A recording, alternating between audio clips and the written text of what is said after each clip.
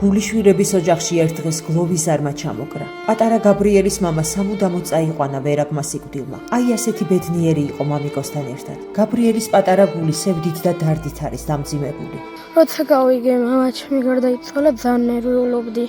მამაჩემის გარდაცვალების შემდეგ ძალიან ცურცოვდა ყოველდღე მახსენდება. მამის გარდაცვალების შემდეგ გონიერი ბიჭუნა პასუხისმგებლობას გრძნობს ოჯახში და სულ შრომობს. საბრალობავს ერთი და იგივე ტანსაცმელი აცვია სკოლაშიც და ბაღში მუშაობის დროსაც. ეს არის მისი ერთადერთი სამოსი ზამთრის ყინვაში.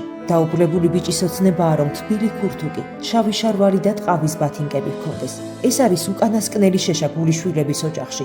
ამ შეში დანთებული ღუმელი მხოლოდ რამდენიმე საათით გაათბობს ნესტიან ოთახს და მერე რაქნა საბრალო ბავშვმა. სანამ მამიკო ცოცხალი იყო, ბიჭუნა მას უყვებოდა თავის ოცნებებზე. გაბრიელის მთავარი ოცნება კვადროციკლი იყო. ავადმყოფი მამა კი მაინც პირობას აძლევდა ბავშვს, რომ მის ყველაზე დიდ ოცნებას აასრულებდა და ახალ წელს კვადროციკლს უყიდდა. თუმცა სამწუხაროდ მამა სამუდამოდ გაფრინდა ზეცაში.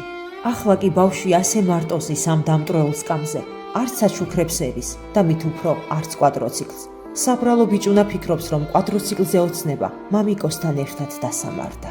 გადარიცხეთ ნებისმიერი თანხა ჩერნოვეცკის ფონდის ოფიციალური საიტის მეშვეობით.